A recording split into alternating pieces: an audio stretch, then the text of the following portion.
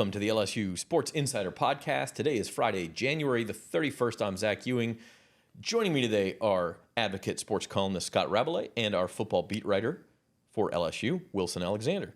And we thought we would do a quick football show and talk about some of the preseason, I don't even want to say preseason, off-season, way too early preseason rankings that you see for next season and how high LSU has been in them, as high as number 4.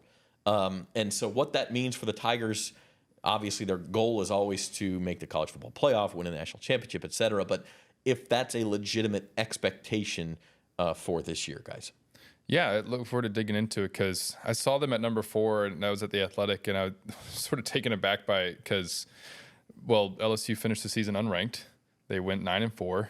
But they've made a lot of waves in the transfer portal, and it was interesting kind of being at the national championship game a couple of weeks ago, and people asked me about LSU, and we kind of have conversations about it. And there is a lot of kind of rising expectations out there about what this team can maybe be because they're bringing back Garrett Nussmeier and they're adding these transfers. And so obviously a long way to go, but yeah, already LSU has kind of become a little bit of a popular playoff pick going into next year. Yeah, it's pretty crazy. And so we're going to dig into that. We also do have to mention the women's basketball game last night because it was a classic. So we'll get there in a second. First, want to let you know that today's show is brought to you by Waste Pro, Tiger fans. If you're planning a tailgate or event, keep your guests comfortable with portable toilets from Waste Pro. Call 225-744-6400 and mention the LSU Sports Insider for a special offer. So, Scott, real quick, you were at the PMAC last night for the women's basketball game. We talked about it on Monday's pod with Reed and Toyloy.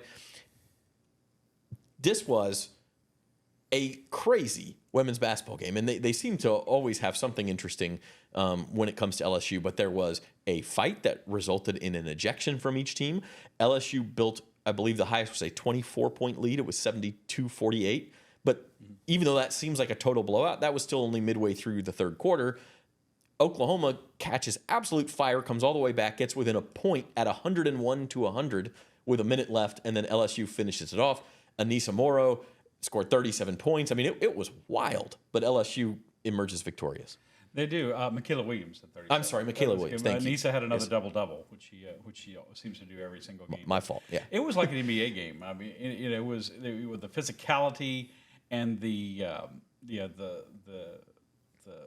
emotions and obviously the scoring. I mean, both teams shot over 50% for the game, which is unusual. And this is LSU coming off of 2 straight games where they shot in the low 30s against South Carolina and Texas A&M. But they were filling it up, and I thought they had it in the bag when they were up 24. But Oklahoma put on this 1-2-2 press and just seemed to completely discombobulate LSU to the point where they clawed back to within a point. But then what has happened so many times in a game like that? This team comes back, they expend all this energy to come back, and then LSU scores the last 6 points of the game, and they get a key block from Lisa from Del Rosario, their backup forward who had 4 fouls. She makes a block that leads to a run out by Flau'jae Johnson, and they salt the game away. Most points ever scored by LSU in an SEC game. And it was a whiteout game for LSU. They had T-shirts on the seats for all the fans, but it was more black and blue than whiteout. I think would be the appropriate color for that game.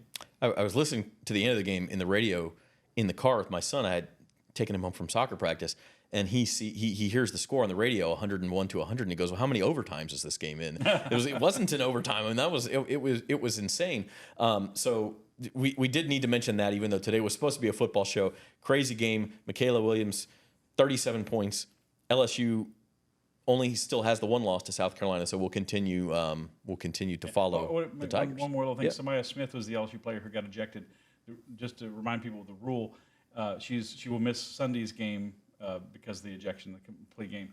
If she's involved in a fight again, if she's ejected for fighting again, she's out for the rest of the season. So they have to be very careful.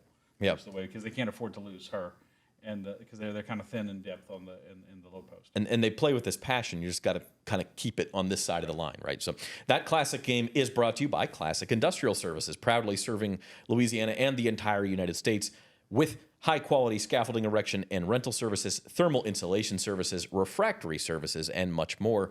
From large capital projects to commercial projects or your small quick response needs, Classic Industrial is your go-to for quality and safety. They're not just about business, they're a proud community partner, supporting local initiatives and helping build a stronger Baton Rouge. At Classic Industrial Services, every minute matters. Let's take a quick break, and when we come back, we're going to dig into what we came here to talk about, the football polls and preseason expectations. Back right after this. There's no better place to parlay than Caesars Sportsbook. Parlay Builder gives you all the game day action from all across the league. Multiple games, legs, and props, all in one spot. It's so quick and easy, you can keep your focus on the games and your nachos. Or if you're focusing on one game, remember, you can place your same game parlays live during the action. Caesars Sportsbook, the only sportsbook app with Caesars rewards. Experience the convenience and cleanliness that Waste Pro brings to Mardi Gras, LSU tailgates, and festivals with our top-notch portable toilet services. Perfect for large crowds and community events. Join the countless satisfied families and organizers who trust Waste Pro to keep their gatherings spotless and sanitary. Discover more about our services and make your next event a success at wasteprousa.com.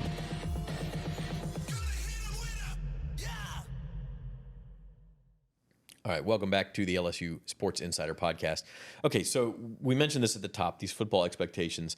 And we should say, Wilson, not everybody has LSU at number 4. They're as low as like 22 or something. I mean, but by and large, the Tigers are expected to be much better than they were last year. And I think that's legitimate. Like in today's era of college football, and we'll talk about Nussmeier in a minute, but when you bring back the quarterback, you're already ahead of like half the teams in the country.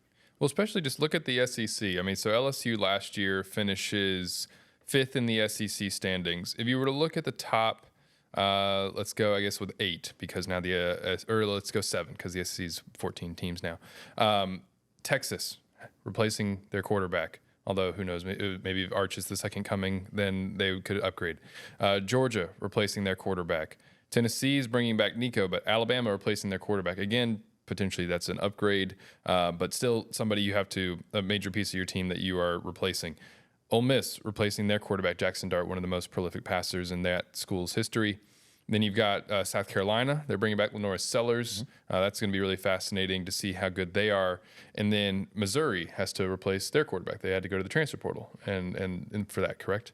Yeah. And so I don't keep up quite as close with Missouri as some of the other ones sometimes, but so I needed to make sure. Okay, so you're looking at, I mean, most of those top 8 teams in the SEC last year are having to replace their quarterbacks, and LSU's not in that same boat. Garrett Nussmeier is coming back, and coming into next season, he's going to be one of the top quarterbacks in the SEC and have a chance to be the top quarterback in the SEC. I mean, DJ Lagway at Florida is going to have something to say about that. We'll see about Sellers as well, and again, some of these new guys coming in, of course. But when you kind of just look at it going into the year, that puts you in a great spot comparatively. And even when you look nationwide, I mean, Ohio State, Will Howard's gone.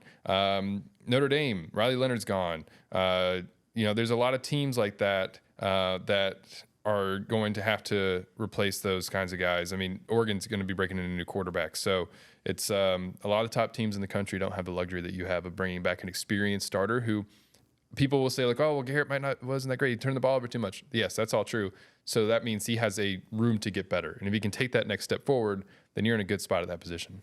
And there's a history recently of that happening at LSU with both Joe Burrow and Jaden Daniels. And to that end, these expectations are for Garrett Nussmeier too. Rab, he's you wrote this in a column this week, which you can read at theadvocate.com/LSU. What a great website. Yeah, exactly. So subscribe. Advocate.com/subscribe. We'd love to have your business. You can also subscribe to the YouTube channel. Garrett Nussmeier is a trendy Heisman pick. I mean, he is, if you look at actual odds, he's number 2 behind Arch Manning, and I think just ahead of Drew Aller. Good example of depends where you look. But good example of another guy. Penn State's going to be preseason top 5 because they bring the quarterback back. That is such a key piece, especially with the transfer portal and everything else that goes on. Not everybody has that. And even if you think it might be an upgrade, like we talked about with Alabama and Texas, it's still a question mark. It's not a question mark at LSU. Garrett Nussmeier, Rab, is going to have sky-high expectations this year. Yeah, I mean, you start with the fact that he's the top returning passer in the country, threw for 4,000 yards last year. And then the track record of what has happened with Burrow and Daniels going from year one as a starter to year two. He's a fifth-year senior. He's got the experience. And you can say, and you can make the argument, well, if you bring in a transfer quarterback, they're really talented guys too, and maybe they do really well. That's true. But having someone who's been within your offense, let's not overlook for LSU's among the expectations this year, the relative stability of this coaching staff. I mean, they've made a couple of minor additions and changes, but nothing. Both coordinators look like they're coming back, and it looks like he's going to be working within the framework with the same offense with Joe Sloan and Cortez Hankton. So that's important as well. But he's one or two the four Heisman odds I found, and with guys like Arch Manning, with Drew Aller, with Cade Klubnik from Clemson, who LSU is going to start against the first game of the season. And we'll see how it goes from there. But I'll tell you what, it's much different Heisman odds than Joe Burrow had going into the season, and it's certainly better Heisman odds too than Jaden Daniels had. Well, Jaden's were pretty good though. Let's be clear. Good, yeah. He was certainly a favorite coming into the year. But yeah, I mean, at this point, Garrett is being looked at as one of the top returning quarterbacks in the country. Now he's just got to clean up the turnovers. You can't throw double-digit interceptions next year and expect LSU to be where it needs to be. So maybe what he showed maybe at the end of the season, though, really the quality of the defense wasn't as good, but from Vanderbilt, Oklahoma, and then Baylor in the bowl game, it seemed like he might have figured some things out. It helped that he had a deep threat in the passing game with Chris Hilton. If LSU has put a lot into its receiver position from the portal, if they can start to be a little bit more explosive downfield, then that could really help translate to all these expectations actually coming to pass. And that's another good point is the transfer portal. LSU, I don't know if you want to say they aced it, but they came pretty darn close to acing it. I mean, they really did well. I hesitate to say they aced it simply because it's so unpredictable. Right. The portal, you can't say like that you did because you don't know exactly what you're getting until games start. Brian Kelly's talked about that in the past. And I mean, you look at Ole Miss last year, you could say, oh, they aced the portal. Yeah, they went 9-3 and they missed the playoff. Florida State, top 10 portal class. Look what happened there. Ooh.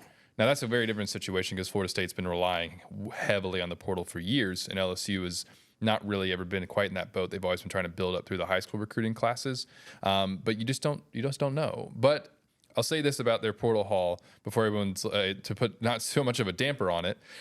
They addressed every position that they needed to, and they went and they got guys like some of the top guys available at those spots. And so in that frame of mind, you can say yes, they aced it. It's just that you won't really know how those things mesh and how everything translates until games start. And I think everybody understands that. Yeah, and the point is, at the folly of ranking top 25 teams in January, like you could see the case for them being that high, and that is Nussmeier comes back, the coaching staff comes back, you have all these additions at key positions. You can certainly see the case. And first of all, that Heisman odds report was brought to you by the Queen Casino. You can catch all the sports action at the Queen Casino's DraftKings Sportsbook Bar and 1717 Kitchen and Cocktails. With top-notch screens and live betting, it's the ultimate spot to watch your favorite teams and enjoy a cold brew or signature cocktail. The Queen Casino is the only land-based casino in Baton Rouge and your go-to for game day or any day. So as we sit here and talk about the folly of ranking teams in January, I am going to ask you, gentlemen, to rank LSU in January. Where would you put the Tigers? What is appropriate expectations for this team, Rab? You get to go you're first. Both looking at me. Are they going to beat Clemson or not? To start the season. They are 0-4. We'll talk about that too. They are 0-4 in season opener. 0-3 under Brian Kelly. Yeah, I mean that's tough to go. I would say 7 or 8. I mean, I think they're even if they lose to Clemson, got a shot to, obviously it means you can only lose probably one other conference game and still be a legitimate playoff contender. I like what one of the predictions that Brad Crawford from 24/7 Sports had LSU as a number 7 seed in the playoff, hosting number 10 Miami.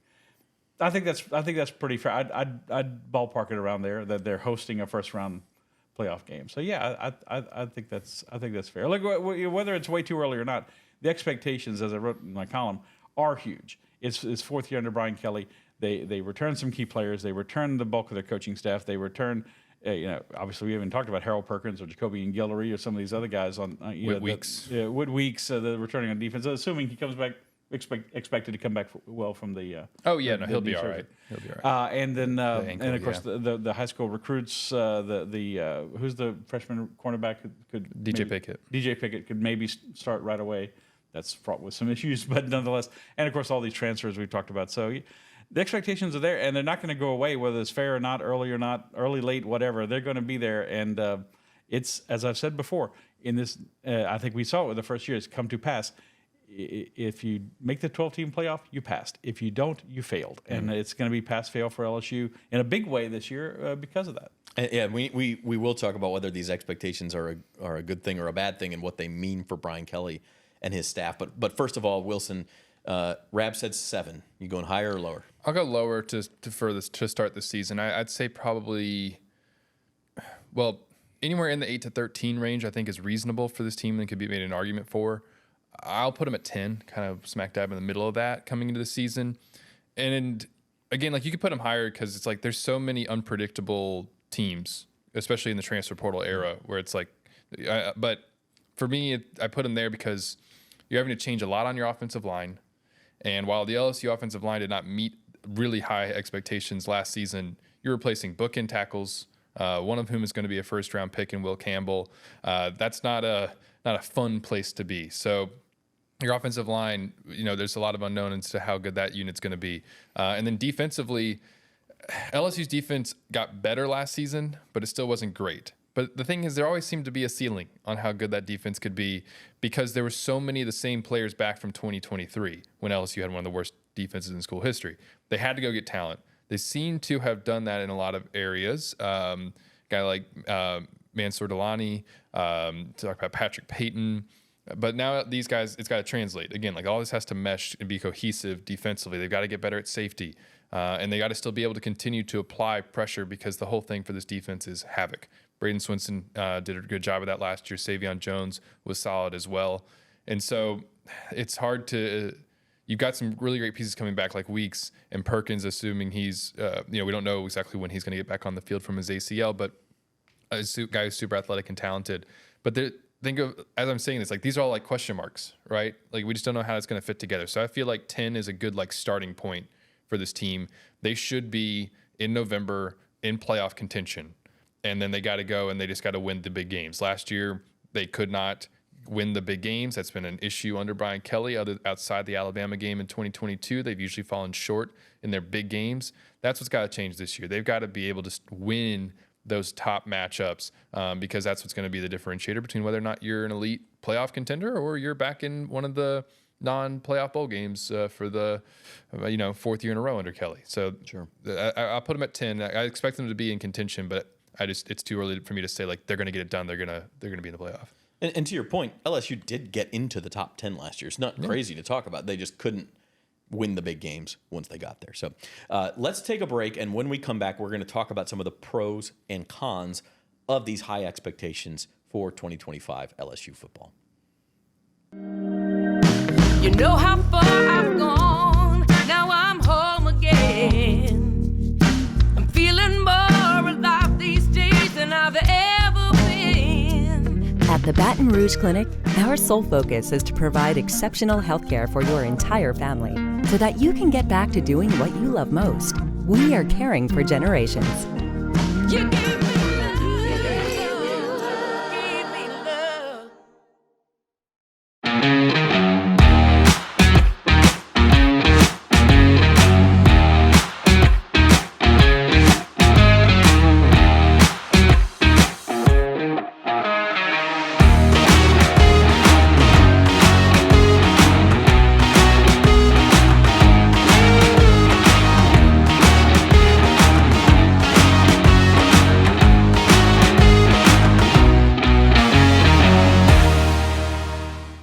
Since 1988, Classic Industrial Services, Inc. has led the industry in specialty contracting. From thermal insulation to scaffolding, coatings, and beyond, we cover it all. Every minute matters in our commitment to quality and safety. We're here to serve with roofing, siding, heat trace, and refractory services. Visit ClassicIndustrial.com for more information.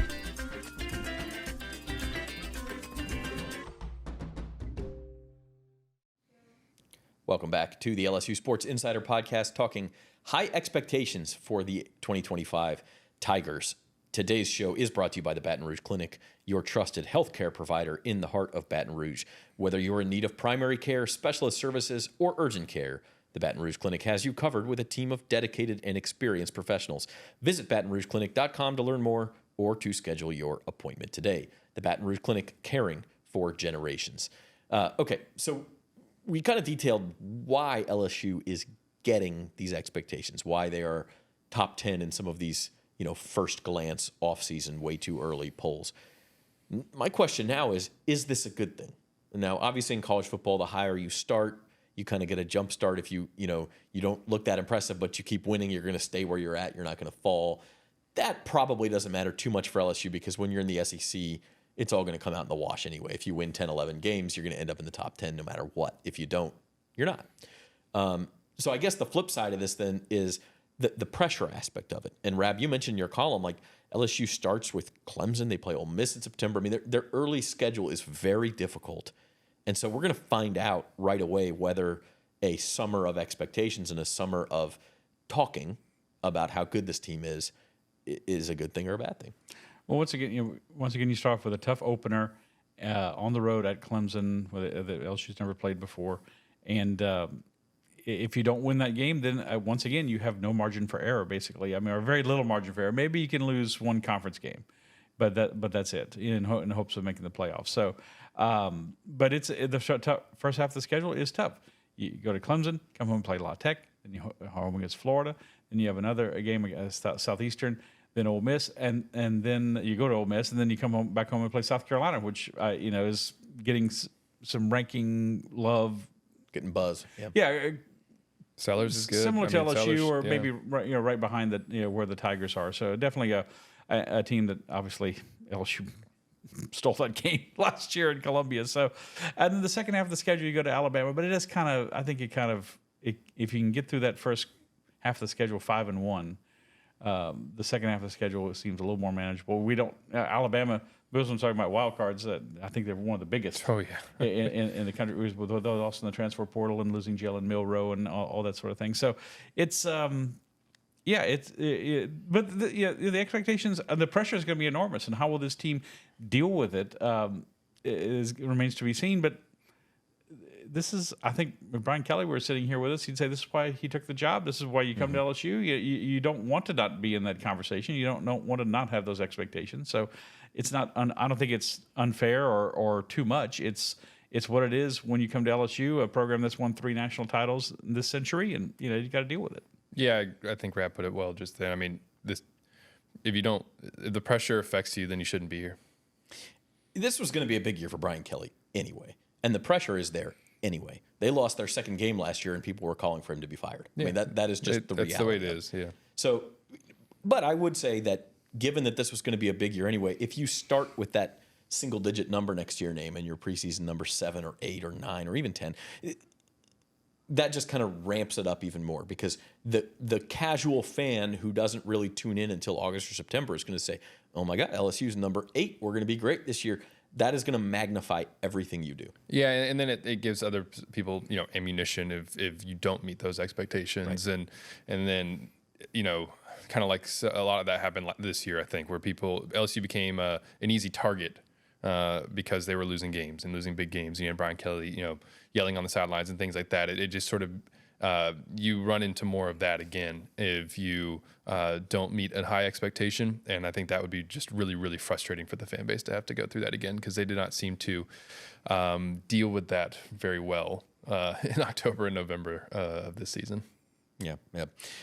Okay, lastly, we did want to mention a couple of housekeeping things. And LSU's made a couple of new hires, or reportedly will be making a couple of hires on their staff, right, Wills? That's right, yes. Well, before we get to that, real quick, I was just going to mention the other thing about these expectations, these way too early top 25s and really way too early top 10s, is that it's fascinating to kind of go through them and see where LSU's place is in them and why it could be a place like number 4. Because there just isn't any. We alluded to this, but there's really no clear number 1 team. Like last year at this time of January or February, if you're listening to this a couple days from now, at least in my mind, I was like, oh, Ohio State's going to win the national championship. And obviously, it was a little bit of a weird road to get there, but that's what ends up happening because it's like, okay, they brought back a ton of older players. Then they went and they added great transfers. They have a good coaching staff. And they did. It just looked like on paper the most talented team in the country. But there isn't that this year. Maybe it's Penn State, but Penn State has had such trouble winning the big games. Could it be Texas? But they've been a while since they've gotten over the hump, and they were having to place their quarterback and their top 3 receivers like we talked about. So there isn't that obvious number one this year. I think that makes the 2025 season really fascinating. But yes, to the staff hires. LSU, over the past week and a half or so, they have brought on a new special teams analyst who is going to have a big hand in special teams. Special teams is changing a lot in terms of how that's getting coached or who's coaching it. They've also hired Alex Atkins, former Florida State offensive coordinator and offensive line coach. He will be the tight ends coach and the run game coordinator. And then they have also brought in Lance Guidry as a defensive analyst, the former McNeese head coach, Louisiana native. He was Miami's defensive coordinator the past 2 years. And I think that the biggest effects that these will have is on, just my read on it, is again, special teams schematics and how that's getting coached. Can LSU actually start to make special teams a strength? Not just because the special teams coordinator doesn't really affect you much in terms of like the quality of your punter and your kicker other than going and recruiting them. They're not like the ones technically coaching them, but they're the ones who are setting you up in terms of kick coverage, punt coverage, the blocking on returns to set something up to order to, bust a long return. They're involved in a lot of that. And Aman Anad is going to be now kind of the one who I think is kind of leading that. I don't know that LSU is actually going to name a special teams coordinator on the staff. They've changed some of the analysts who were big on that the last few years, like Lester Erb and Bob Diaco, and now Aman is going to be in that role. So I think you're going to see a big change on special teams in terms of how that's getting coached. And then also in the run game. LSU struggled to run the football consistently last year. And, that title of run game coordinator for Alex Atkins, that might be a situation where he's involved in sort of throughout the offseason and then in game planning during the season, figuring out how LSU's run game can best attack opponents and LSU can get that going. I think that is kind of probably the biggest part of his hire because he's only been a tight ends coach once before in his career for one season at UT Martin. That's not his area of expertise. But if he can bring something in the run game, then this can be a really good hire for LSU. Yeah, it does feel, Rab, like the last couple of off seasons, Brian Kelly has replaced a coordinator. He's made a big change on his coaching staff. This is more tinkering. And maybe that is a good place to wrap up because it leads us back into this idea that this feels like a program that's ready to take that step back into playoff contention, national championship contention. Do you think they see themselves that way too? Yeah, certainly. I mean, you have to. I mean, this is, as Kelly has said repeatedly, this is why he came to LSU, and obviously that's dovetailed into, Notre Dame made a run to the national championship game, without him, and you could say he set them up for success, but a lot of people don't want to focus on that. But yeah, I think you have to want it. You have to think that it will be that way. And I think, again, as Wilson pointed out, the proof is in the winning. If they can win enough to get in the playoff this year and be a true national championship contender. But he's finally, I think, got a staff the way he needs to have it and should have it. Every coach on this staff, every position coach has some tie to Louisiana. They've played here, they've coached here, they've played or coached at another school, and that's. It took a while for Brian to get that was important, but it's important. They kept both coordinators in place. I think there was some speculation: is Joe Sloan going to get booted? I don't know if you ever bought that, Wilson, or not last season. I was kind of skeptical. But. Yeah, I was skeptical of it. I think that it would have been reasonable for Brian Kelly to make an evaluation and consider doing a change.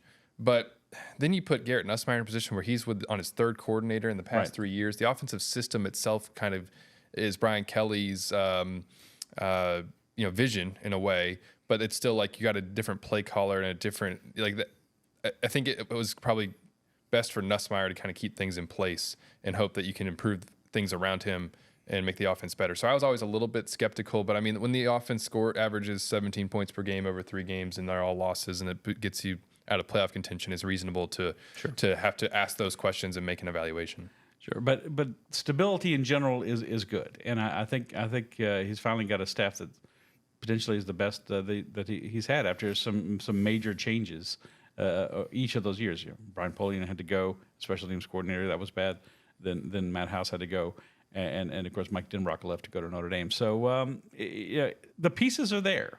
They got to put it all together. Wilson said chemistry is a big thing. I mean, you're bringing in all these guys, recruits and returning players and transfers, and the chemistry of this team is something that's always overlooked, but it's going to be vital in 2025. If you can have it, they can be one of those teams to fill that void that Wilson's talking about. That's the thing. We haven't. Correct me if I'm wrong here. I'm kind of looking up the history real quick, but I don't know that we've really had a team yet in the portal era that is predominantly built on transfers that wins the national championship game. Ohio State, people will say, well, they got a few really key guys like Caleb Downs and Will Howard, but that's still predominantly, that team was like, and a lot of that $20 million in NIL was spent on getting guys to come back and retaining players. Michigan was an older team that had been there.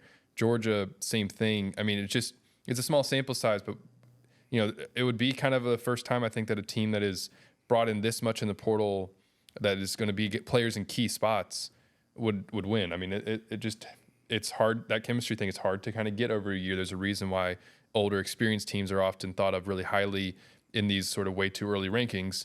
And there's not a lot of them this year, though. I mean, like we said, Penn State, maybe the only one. There's just not a lot of those sorts of teams out there anymore. And maybe LSU can kind of take what it's gotten in the portal and it propel itself forward in an era in which it's just hard to keep talent on and build depth on your teams. It used to be, they said, for years and years, the only teams that won the national championship were teams that rushed for more yards than they passed it. And then there was, at some point, probably back in the 80s, certainly in the 90s, there was that flip. And now it's obviously more of a passing game. So it could happen. But can LSU be the team to be that vanguard of that new era change? I don't know. It's fascinating to watch, as you said. Yeah. I mean, look, it's still the last day of January. We got 6 months to go until camp even starts. We still got spring football. It's very early. So acknowledging that, but we did want to set the scene for what should be an offseason where LSU is a team that is talked about a lot and the expectations that they are going to go into 2025 with. Before we go, I want to let you know that the show is brought to you by Associated Grocers. Tiger fans, Associated Grocers is hiring. Join a team committed to the success of independent retail grocers. Apply today at Associated Grocers and be part of something great. Not sure what the next week will look like for us here on the LSU Sports Insider. There's a little game in New Orleans. Yeah, I got a lot of Super Bowl things going on. I'll be in New Orleans most of the week. I know Rab's going to be in New Orleans part of the time too. So we'll have a show for you at some point. Not sure what it'll look like, but keep it locked to the LSU Tigers on NOLA.com YouTube channel, and we're going to update basketball. We got baseball coming up, all of that good stuff, and we will continue to talk football as well. So for our producer, Alex Lee, our thanks to her. We had to set the whole studio up again today, so special shout out to Alex on that. He's Scott Rabalais, Wilson Alexander. I'm Zach Ewing, and we will see you next time.